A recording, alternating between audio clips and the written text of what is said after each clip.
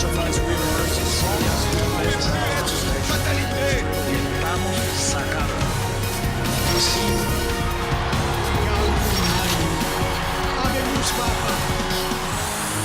Club de Prensa con Juan Carlos Iragorri.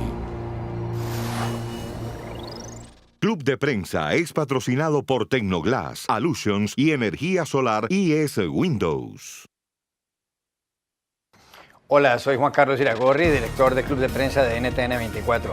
Hoy les tenemos un programa muy especial. Se trata de un encuentro, un foro que tuvo lugar hace muy pocos días en el Diálogo Interamericano, el centro de pensamiento más importante de asuntos del hemisferio aquí en Washington, en la capital de Estados Unidos, con el título de Si las fake news, las noticias falsas, están influyendo en las campañas electorales y en la política en América Latina.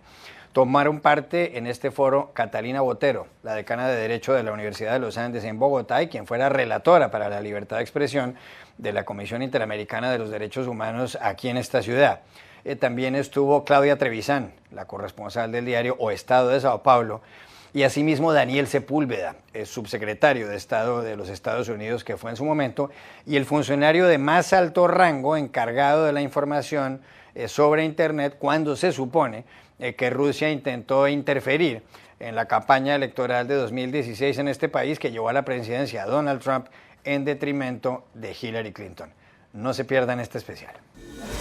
Estaba leyendo la definición de fake news hace un rato y básicamente podría ser la siguiente. Dice, fake news es un tipo de periodismo amarillista que consiste en difundir por los medios tradicionales o por las redes sociales una información falsa para perjudicar a una persona o a una entidad. Y estaba viendo los antecedentes de las fake news, que parecen un fenómeno reciente, pero les tengo malas noticias, son bastante viejas. Por ejemplo, Ramsés, el faraón en Egipto, se inventó en el siglo XIII a.C., que había ganado la batalla de Kadesh a los hititas y era mentira. Estamos hablando de hace 34 siglos. 34 siglos. Después Octavio, en la antigua Roma, describió a Marco Antonio, que era su gran rival, como un hombre mujeriego y que además era muy obediente a Cleopatra. Bueno, no era difícil ser obediente a Cleopatra, pero el señor Marco Antonio no era tan mujeriego y esto le sirvió a Octavio para luchar contra Marco Antonio. Luego viene un fake news interesantísimo. Cuando Constantino, el emperador romano en el siglo IV, supuestamente le donó al Vaticano el control de lo que es Roma y el centro de Italia en lo que se llamó la donación de Constantino, el Vaticano dijo que eso había sido verdad y era mentira, y la Iglesia reconoció esa mentira 700 años después. Y hay muchas más. La reina Isabel la Católica en España mintió varias veces, y por supuesto Joseph Goebbels, que fue el maestro de la mentira en los nazis, solía decir que una mentira repetida 100 veces corría el riesgo o terminaba convirtiéndose en una verdad. Pero bien, aquí vamos a hablar de América Latina y de Estados Unidos. Y quería empezar preguntándole a Claudia Trevisan, la corresponsal de O Estado de Sao Paulo, ¿cuál es el impacto de las fake news en Brasil, sobre todo ahora cuando estamos a poco de las elecciones presidenciales que son en octubre? El próximo presidente se posesiona el 1 de diciembre. ¿Cuál es el impacto en un país que tiene más de 200 millones de habitantes? Sí, es un impacto grande. El fenómeno de las fake news es una realidad en Brasil y Brasil chequea todos los boxes para ser un terreno fértil para eso. El Brasil tiene una población que es una ávida usuaria de las medias sociales. Brasil tiene la tercera mayor población de usuarios de Facebook, la tercera mayor población de usuarios de Twitter y tiene como 120 millones de usuarios de WhatsApp, el servicio de mensaje privado. Además de eso, Brasil vive un momento de extrema polarización política que dá margen a que las personas terminen acreditando en las noticias que refuerzan sus convicciones, aunque las noticias sean obviamente falsas. E un levantamento que BuzzFeed hizo en Brasil en 2016 mostrou que as 10 notícias que generaram mais engajamento, compartilhamento em Facebook eram fake. Ou seja, as 10 notícias fakes generaram mais compartilhamentos em Facebook do que as 10 notícias verdadeiras. Ou seja, é um fenômeno real e que vai muito allá de la política. Em 2014, e que às vezes tem impactos dramáticos e trágicos em la vida das pessoas. Em 2014, uma mulher foi assassinada por uma horda de pessoas normais, porque su retrato hablado parecia com o de uma mulher que era procurada por sequestro de niños para sessões de magia. E isso passou a circular nas redes sociais, onde ela vivia. Ela era uma dona de casa e foi assassinada. Ou seja, e há outros casos de pessoas comuns que terminam involucradas por fake news, que terminam afetando suas vidas. Então, é um fenômeno real. Há uma preocupação muito grande sobre o impacto que isso pode ter em las eleições, e é um fenômeno que atinge os potenciais candidatos de maneira distinta. Ou seja, os principais blancos, quando se habla de la política, os principais blancos de los fake news são o ex-presidente Lula, Luiz Inácio Lula da Silva, o presidente atual, Michel Temer, e o juiz Sérgio Moro, que é o principal responsável por la operação Lava Jato, de investigação de corrupção em Brasil. E o principal beneficiário das fake news é Jair Bolsonaro, que é o candidato de extrema-direita e que se beneficia de um fenômeno que são as fake news positivas. Ou seja, houve uma que foi divulgada em dezembro que dizia que as vendas de Pepsi-Cola haviam superado as de Coca-Cola, porque a companhia havia decidido pôr a imagem de Jair Bolsonaro em seus refrigerantes. E isso foi compartido por 1.800.000 pessoas em Brasil. E é, obviamente, uma notícia falsa. E há o fenômeno que creio que podemos falar depois do WhatsApp, que é algo que é uma caja de ressonância. Todos os brasileiros têm grupos, inúmeros grupos em WhatsApp. E todos têm grupos de família em WhatsApp. Eu tenho um grupo de família. E a quantidade de notícias, obviamente falsas, que eu recebo de meus primos, de minhas tias, é impressionante. Assim, só nas últimas semanas eu recebi uma, e todas têm um teor conspiratório. Que é um teor conspiratório que coloca em dúvida a credibilidade das instituições, sejam os institutos de pesquisas, seja a mídia tradicional. Uma das mensagens que um primo me mandou era sobre um link para uma pesquisa eleitoral para presidente, que seria a verdadeira pesquisa em contraponto às pesquisas de los institutos que se dedicam a isso. A outra era uma notícia falsa de que o governo ia aumentar o imposto de renda por decreto de 27,5% por 35%. Primeiro, isso é impossível porque é necessário uma lei. Mas a notícia terminava com: vamos viralizar.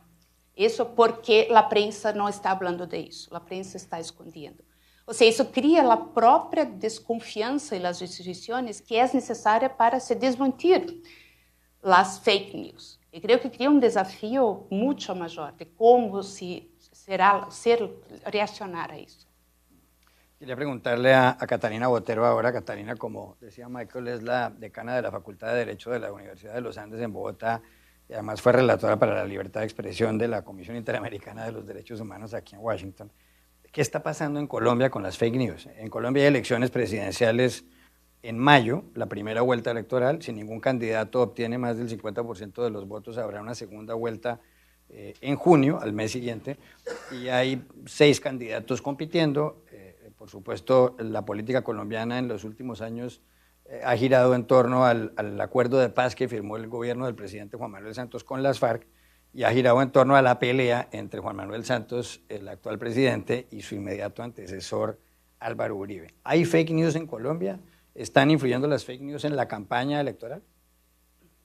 Pues mira, primero es importante aclarar de qué hablamos cuando hablamos de fake news. Y tú mencionaste una definición, pero me gustaría aclarar eso un poco. Las fake news son las noticias, que son noticias, es decir, es una información, entre comillas, de interés público, que le interesa a la gente, falsa, a sabiendas de que es falsa y con el propósito de manipular al público. No es cualquier información falsa, no es una sátira, no es una información, por ejemplo, falsa porque es equivocada, porque el periodista cometió un error, no es una opinión, no, es una presunta información que es falsa, hecha con la intención, sabiendo que es falsa y con la intención de manipular al público, en dos sentidos, económico o político. Económico, pues porque en las redes sociales, entre más tiempo o más clics o más likes tenga una información, más dinero recibe, tanto la red que mantiene esa información como quien la subió. Por ejemplo, si alguien dice que en esta conferencia del diálogo, a quien además olvidé agradecer, agradezco a Michael Chipster y a Michael Camilleri por la invitación, se apareció la imagen de la Virgen María o de nuestro Señor Jesucristo, es bastante probable que sea la conferencia del diálogo más vista en las redes sociales. Con seguridad. Con seguridad. Y eso puede suponer además ganancias económicas que no nos sentarían más a quienes trabajamos en temas de democracia, o sea que es una idea. Entonces, desde el punto de vista económico, las fake news suelen generar ese atractivo, ¿no? Entonces, la imagen de una mujer desnuda, entonces la gente le da clic, o la imagen de fulanito de tal haciendo el ridículo, o de una imagen, algo digamos que despierta la curiosidad de la gente. Es falso, la gente sabe que es falso, pero genera ganancias económicas. Desde el punto de vista político, ¿qué busca la fake news? Busca dos cosas. O crear un hecho alternativo, una mentira que se posiciona en lugar de la verdad, o confundir qué es lo que está pasando, qué es lo que yo creo que pasa en los Estados Unidos, o generar una incertidumbre. Entonces, la primera, por ejemplo, es Bill Clinton diciendo yo no tuve sexo con esa mujer. Eso es intentar crear una alternativa a un hecho, digamos eso. Pero la otra, que a mí me parece mucho más grave, porque no es la disputa entre dos hechos, la otra es intentar generar una profunda desconfianza sobre todas las instituciones y las fuentes tradicionales de información, sobre los medios serios, los medios que como usted o como tú tienen un editor, tienen que tener dos fuentes, si no lo hacen bien y se equivocan y dicen algo que no es verdad, los obligan a rectificar y está bien y el medio pide disculpas y además pueden perder el trabajo. Es generar desconfianza sobre ese proceso, digamos, de intermediación para que cualquier cosa sea posible. Entonces, si uno no le crea a los medios, si no le crean las instituciones, si la justicia está toda controlada por unas mafias, pues estos señores, como el presidente de los Estados Unidos, se posicionan en un lugar privilegiado para poder crear esos hechos alternativos que son cualquier cosa, lo que ellos quieran, porque desacreditan a las fuentes ordinarias. Entonces, las fake news son eso, o buscan crear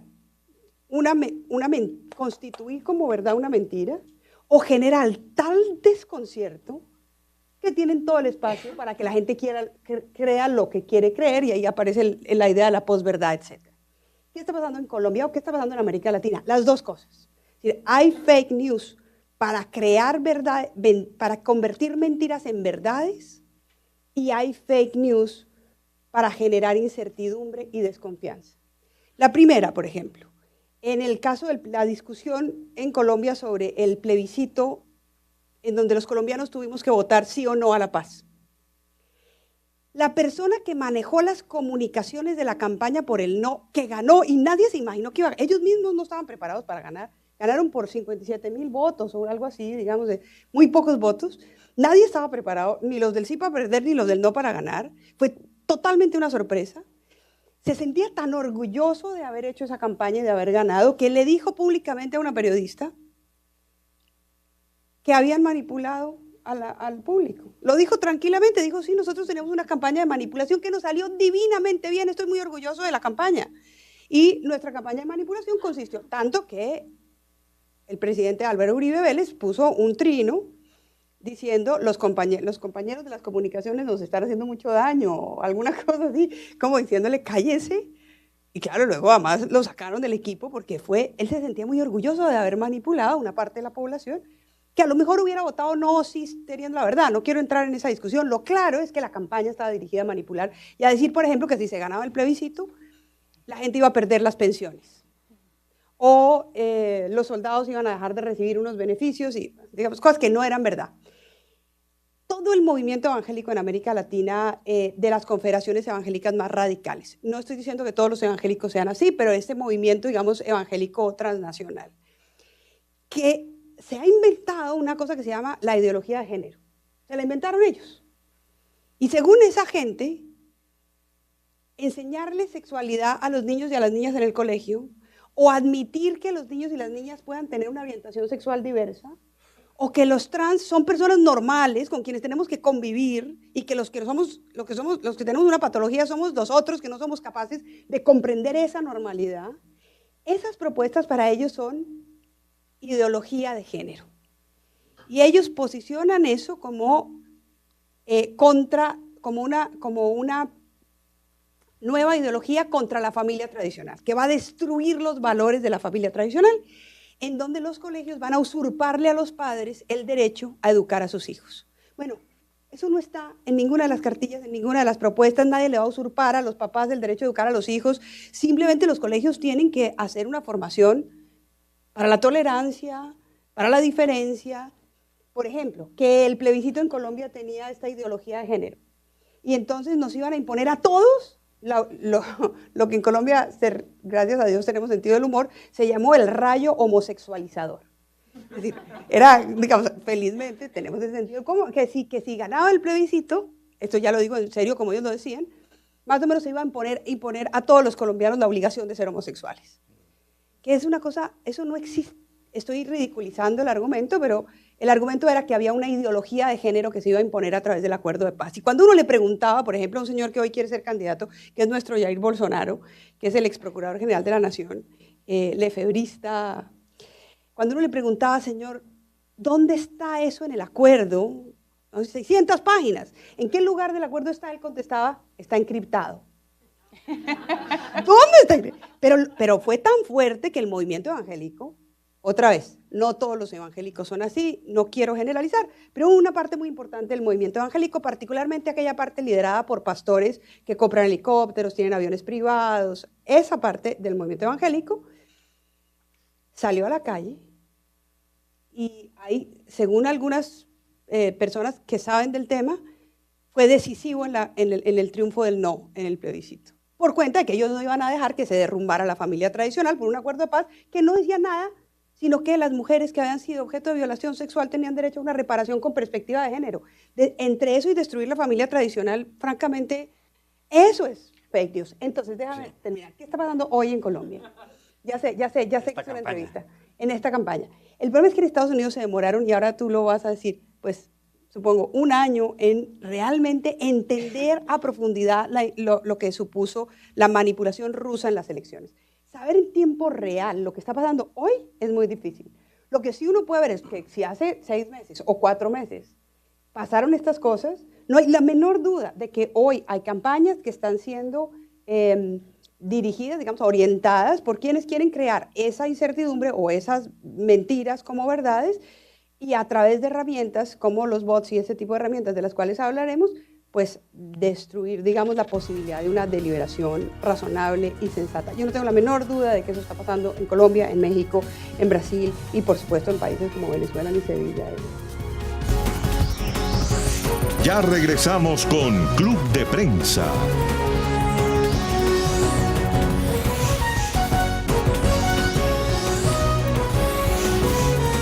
Continuamos con Club de Prensa. Continuamos en Club de Prensa en la retransmisión de este especial titulado Si las fake news influyen en las campañas electorales de América Latina, que tuvo lugar en el Diálogo Interamericano, el prestigioso think tank de asuntos del hemisferio aquí en Washington, y en el que participaron Catalina Botero, la decana de Derecho de la Universidad de los Andes en Bogotá, Claudia Trevisan, la corresponsal del diario O Estado de Sao Paulo, y Daniel Sepúlveda, quien fuera subsecretario de Estado y el funcionario de más alto rango en ese departamento, encargado de analizar la información en Internet cuando se supone que Rusia intentó interferir en las elecciones presidenciales de 2016 en Estados Unidos. El embajador Daniel Sepúlveda era el encargado de la política de Internet, era el funcionario de más alto rango encargado de la política relacionada con Internet en el Departamento de Estado en la época del 8 de noviembre de 2016, cuando ganó el presidente Donald Trump. Y yo le quería preguntar, bueno, aquí qué fue lo que pasó con la influencia de Rusia en las elecciones y sobre todo qué lecciones podría sacar América Latina de eso que pasó aquí. Bueno, muchas gracias, Juan, por la invitación. Entiendo perfectamente todo en español, pero prefiero hablar en inglés, entonces voy a contestar en inglés. So, like nobody saw.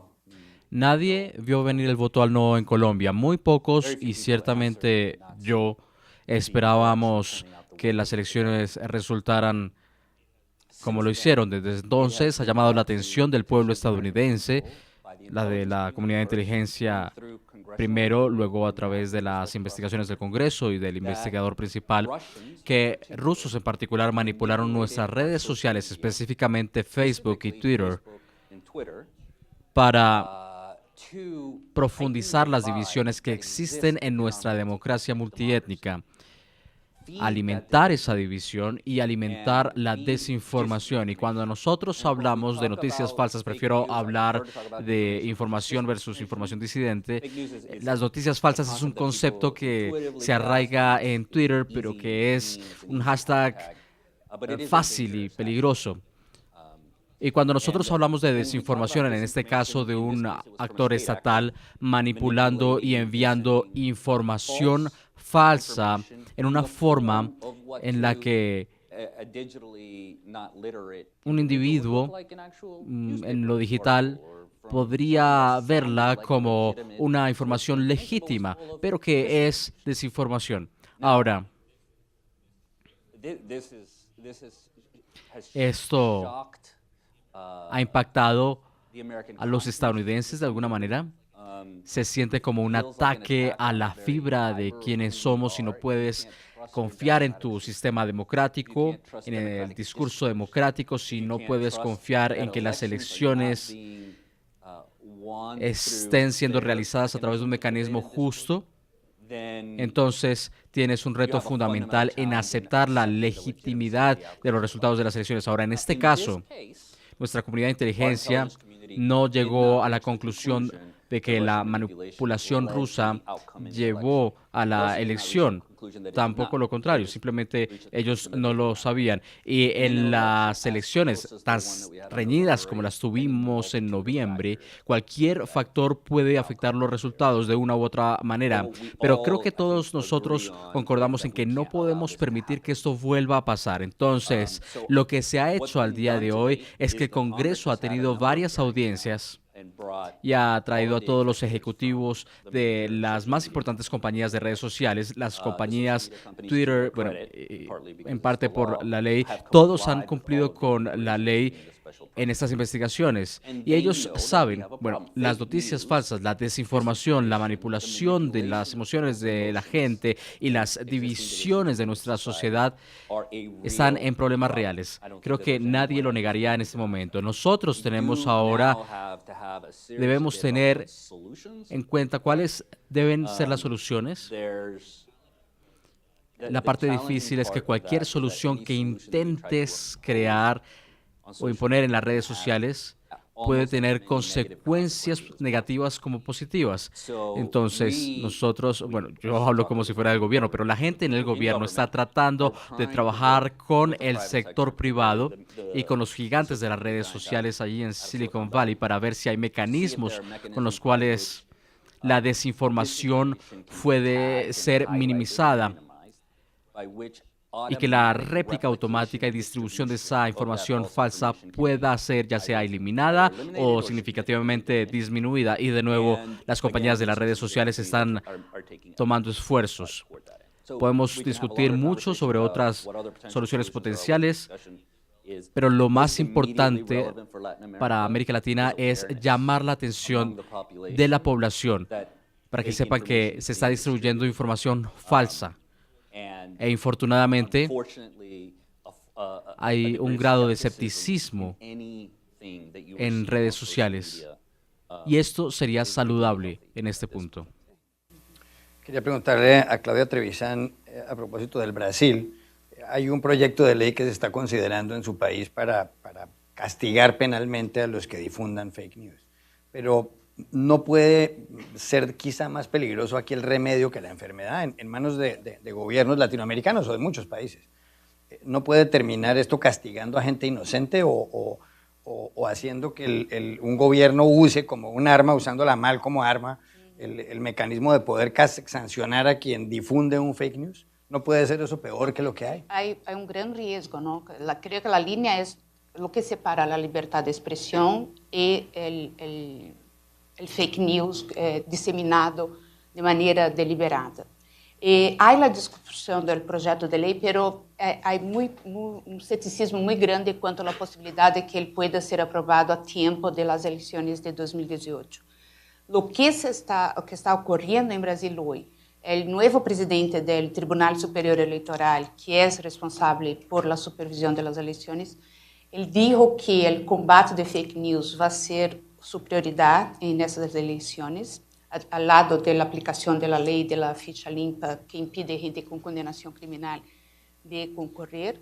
E o que está acontecendo, de hecho, foi criado um grupo de trabalho com a Polícia Federal, juízes, fiscais, e para tentar chegar a uma estratégia de combate ao fake news. E eles vão ter um grande encontro em princípios de março, 1 e 2 de março, com os responsáveis por fiscalizar a propaganda eleitoral em todo o Brasil e com representantes de Google, Facebook, Twitter e acadêmicos para ver o que pode ser hecho.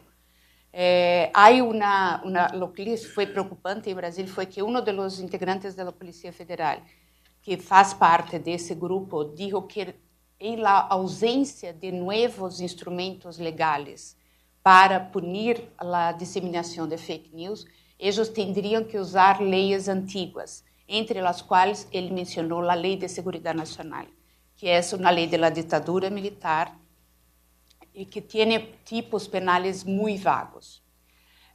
Pero creio que é preocupante, creio que há que estar alerta, pero é importante ressaltar que a polícia não pode fazer nada sem a autorização judicial, que há um devido processo legal em que a polícia não vai ter o direito de cerrar uma conta em Twitter. Isso tem que passar por um processo legal. E se espera que se haga uma garantia de defesa de direitos. Mas eu creio que há coisas que as empresas de comunicação podem fazer e que não estão em violação da liberdade de expressão. Creio que nadie vai argumentar que os bots têm direito à liberdade de expressão. Ou seja, são robôs que não têm. E Twitter ayer hizo uma coisa interessante. Twitter ayer hizo um purge de várias contas que eram mantenidas por bots. E isso levou a um fenômeno muito interessante, que foi uma queda de los seguidores em alguns de los comentaristas de extrema direita em la internet, que se rebelaram porque perderam miles de seguidores de la noite al dia.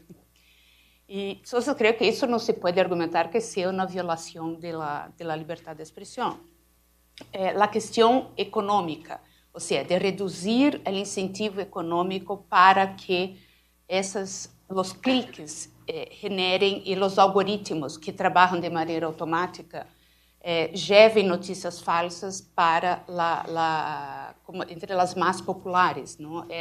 Ayer também, ou anteayer, vimos acá, no caso do shooting de Flórida, que houve uma campanha de difamação online contra dois dos estudantes, que são os mais vocais, que estão defendendo o controle de armas, e que se dizia que eram atores. E isso, os algoritmos das redes sociais levaram a que essa desinformação fosse uma das mais comentadas em YouTube. Ou seja, creio que há que ter uma intervenção humana junto com os algoritmos. Creio que as companhias de internet têm que ter mais gente de verdade que pueda chequear os fatos que estão generando cliques e determinar se aquilo é uma informação legítima ou não. Catalina, ¿se puede, y se lo pregunto porque usted es abogada especialista en Derecho Constitucional, ¿se puede legalmente, sin caer en excesos y sin incurrir en la censura, combatir las fake news? ¿O aquí la solución es como la que propuso la presidenta de la Cámara de Diputados en Italia, Laura Boldrini, que hizo un acuerdo con una serie de colegios públicos para explicar a los estudiantes de bachillerato cómo identificar las noticias falsas? Pues mire, hay la propuesta de que el Estado identifique y prohíba la circulación de noticias falsas, yo creo que es peor que la enfermedad. Porque no hay ningún Estado, no hay ningún presidente, no hay ninguna persona que yo creo que tenga la generosidad de espíritu, que cuando tenga el poder de evitar que haya algo que le va a hacer mucho daño, no lo señale como si fuera falso. Y prefiero no correr el riesgo. ¿Qué puede hacer el Estado? ¿Y qué puede hacer cada uno de los actores? Primero, porque la discusión a partir de la mentira pues, no permite una deliberación adecuada. La gente está tomando decisiones políticas sobre la base de mentiras. Entonces hay que hacer algo. ¿Qué puede hacer el Estado? En materia electoral, por ejemplo. Esto es una discusión enorme en los Estados Unidos, no se ha dado en América Latina, pero yo creo que el Estado sí puede exigirle transparencia a las redes sociales, que nos diga quién está comprando publicidad, que nos diga hacia quién está dirigida esa publicidad, porque uno puede comprar publicidad, $3 de publicidad, y decir cuál es la audiencia a la cual uno quiere que esa publicidad esté dirigida. Bueno, tenemos derecho a saber eso en materia de precampañas y campañas electorales. El Estado yo creo que sí puede exigir más transparencia de quién compra, qué tipo de publicidad política, hacia quién va dirigida, etc. ¿Qué pueden hacer las compañías? A mí me parece muy delicado que las compañías sean las encargadas de decidir qué circula y qué no circula. Pero sí puede adoptar medidas, por ejemplo, para que los bots porque uno de los grandes problemas de la fake news no es la mentira y el rumor han existido siempre. El problema es que hoy se masifican. Y a partir de los algoritmos y de la manera como operan las redes sociales, pues se masifican, radicalizan nichos, generan esas burbujas, división, posverdad, descrédito de las instituciones, etc. Lo que sí pueden hacer es evitar que ese tipo de herramientas difuminen de manera arbitraria, masiva, información, y luego asociarse, que a mí me parece fundamental, con terceros no interesados en una cosa como multisectorial, multi-stakeholder, con estas organizaciones no gubernamentales o tanques de pensamiento que hacen fact-checking, o sea, que verifican si los datos son verdad, para poner unas banderas, unos flags, en la información que simplemente, no es decir que es mentira, es decir, mire, esta información no está confirmada. Yo permito que circule, porque a mí no me gustaría que en general las plataformas decidan lo que yo puedo ver o lo que no puedo ver, pero sí que me pongan una banderita diciendo, oiga, mire, esta información que usted tiene ahí, sobre que este candidato a la presidencia ha propuesto que asesinen a todas las personas que piensan distinto, pues no está verificada. Hay muchas dudas sobre que esa información sea cierta y que le pongan una información distinta. Y luego, ¿qué pueden hacer los medios tradicionales? Y a mí me parece que ahí hay un desafío enorme. Y yo creo que tienen la obligación de hacer dos cosas. La obligación moral, no la obligación legal, felizmente, de hacer dos cosas. Uno, no dejarse llevar por las redes sociales. Es decir, los ejemplos de medios que han puesto, felizmente no son muchos, pero son graves, de medios serísimos, que en sus plataformas reproducen noticias falsas, pues muestra que a veces los medios se dejan llevar por la rapidez que están exigiendo hoy las audiencias, y eso es un error. Y lo segundo que yo creo que deben hacer es fact-checking y buen periodismo. Creo que es lo único que les va a permitir competir con las fake news. Y eso supone dinero. Y eso supone educar a las audiencias que no quieren pagar por ese dinero. O sea, las audiencias nos acostumbramos a entrar por internet a los medios de comunicación y no pagar nada. Y resulta que es que pagarle a los periodistas cuesta. Y pagarle a los periodistas para que hagan bien su trabajo, pues cuesta mucho. Y las audiencias tenemos que saber que eso es así. Tenemos que estar dispuestas a pues pagar por eso. Pero los medios nos tienen que responder con información de calidad. Los medios nos tienen que contar, que hacer esa intermediación de una forma confiable. Yo creo que eso es lo que debemos hacer. Y finalmente los usuarios finales de Internet, básicamente, vayan a la fuente, no retuiteen, no den like, vayan a la fuente. Si la fuente no es confiable, miren si hay otra segunda fuente, o sea, búsquenlo. Y una cosa muy importante, no se dejen llevar por sus prejuicios, que es algo clave. En un estudio de Stanford, el 82% de la muestra de las personas que les mostraron noticias falsas y noticias verdaderas, el 82% no supo distinguir entre lo que era falso y lo que era verdadero. Y no supo distinguir porque tenían el formato y el tono de las noticias reales. O sea, tenían el formato de NPR o el formato del New York. Entonces, ¿cómo distinguían? Si la foto era más clara, si la imagen era más bonita, o si se identificaba con sus propias creencias y convicciones. Y uno tiene que ser capaz de darse cuenta de cuándo está queriendo que una noticia sea verdad y cuándo la noticia es verdad. Y ser capaz de leer lo que gente que piensa distinto para poner a prueba, digamos, someter a la prueba ácida sus propias convicciones o cómo sabemos si tenemos razón o no. Entonces ahí todo el mundo tiene un pedacito que hacer para defender las democracias, porque yo lo que creo que está en juego acá es el sistema democrático. Ya regresamos con Club de Prensa.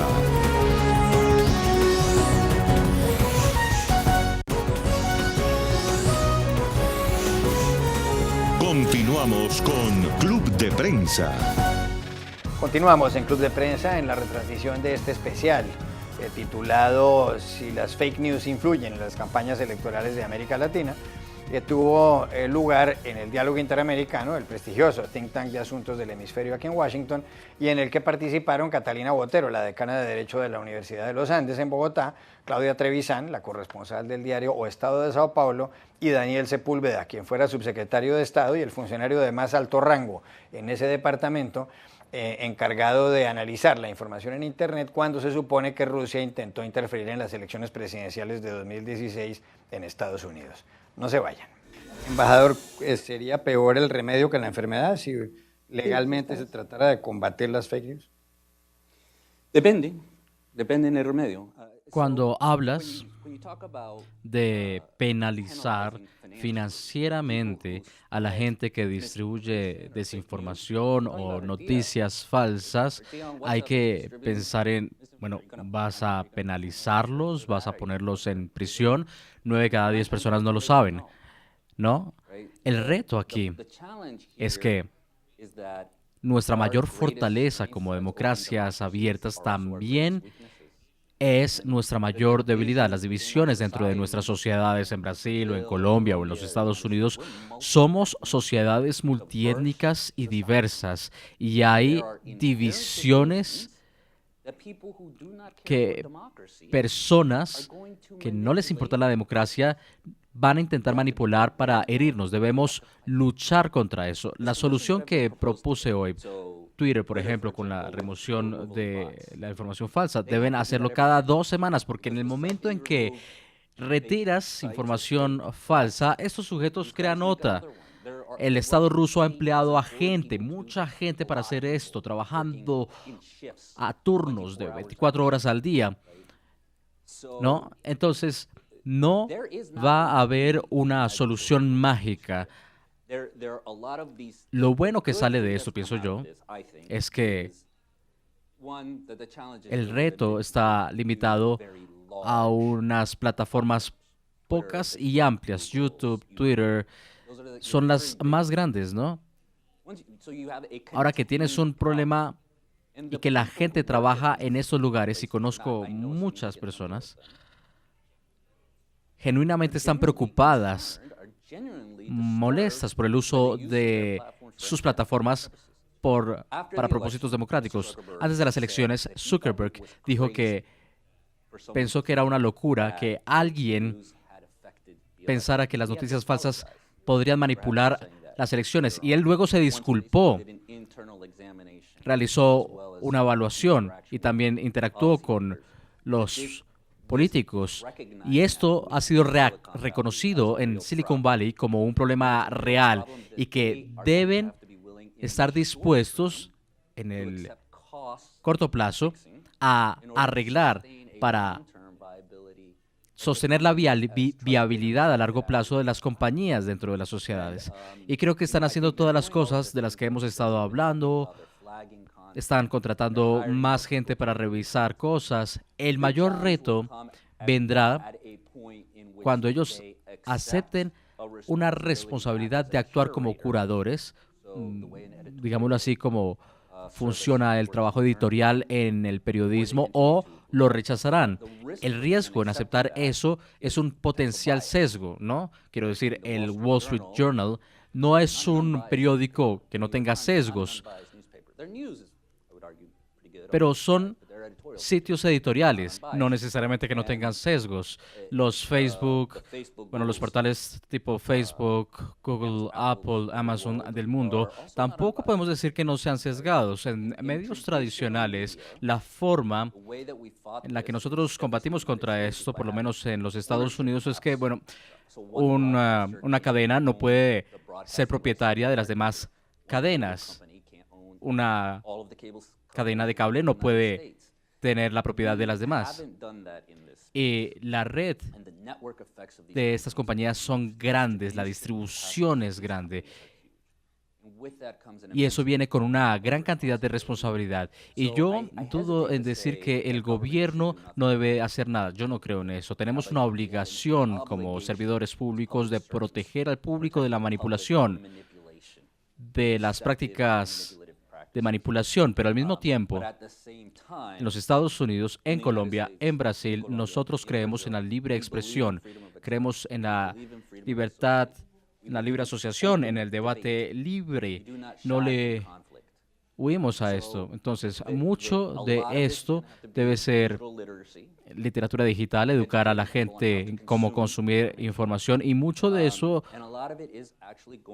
caerá sobre los hombros de estas compañías amplias para que lleguen con soluciones tanto técnicas y inversión verdadera en la gente para hacer que los espacios que están creando en Internet sean espacios seguros para el intercambio de ideas. ¿Usted cree que a través de las noticias falsas, de las fake news, Rusia va a intentar influir en los resultados de las elecciones, por ejemplo, en Colombia en mayo, en México el 1 de junio, en Brasil en octubre? El secretario Tillerson, no sé si el secretario Tillerson o alguien de su administración, dijo que la elección en México en particular era de interés de los rusos porque ellos querían tener una fuerza antiestadounidense en el sur. Creo que el sentimiento estadounidense no es tan fuerte en México como lo fue antes, sin importar lo que hagan los rusos. Tenemos nuestros propios problemas en nuestras relaciones bilaterales, pero lo que me preocupa a mí, bueno, los mexicanos, los brasileños, los colombianos son libres de opinar lo que quieran de Estados Unidos, pero estoy en contra de la manipulación de sus opiniones por parte de una entidad extranjera. Y sí, está claro que van a intentar intervenir en las elecciones para maximizar sus intereses a nivel internacional. Ya regresamos con Club de Prensa.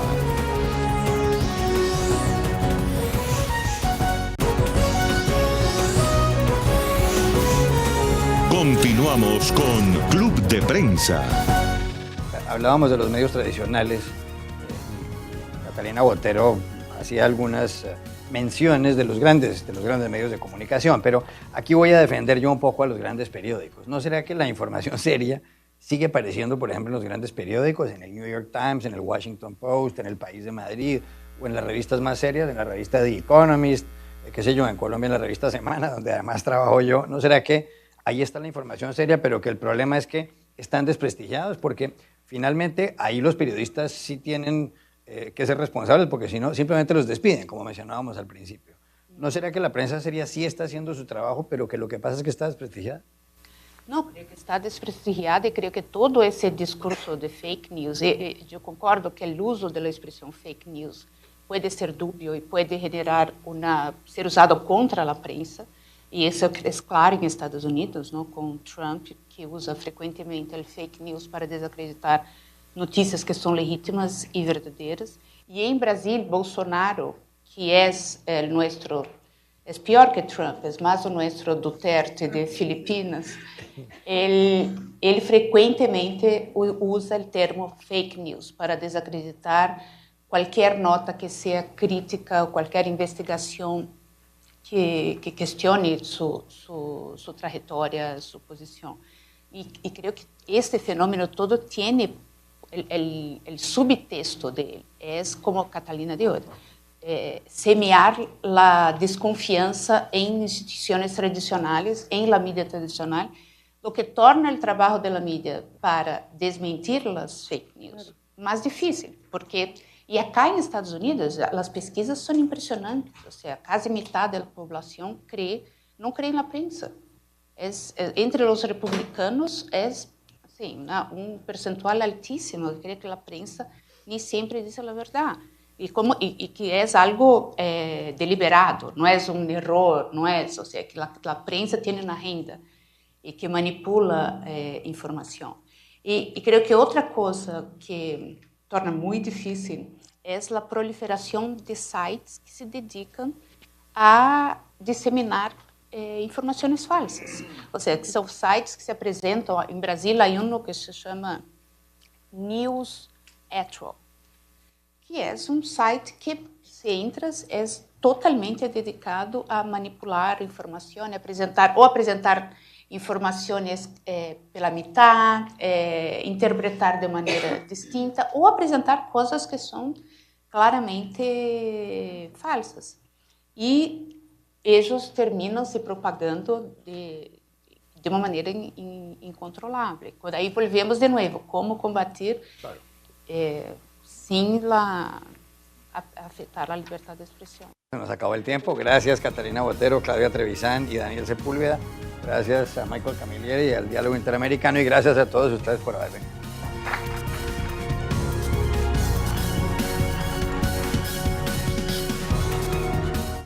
Club de Prensa es patrocinado por Tecnoglass, Allusions y Energía Solar IS Windows.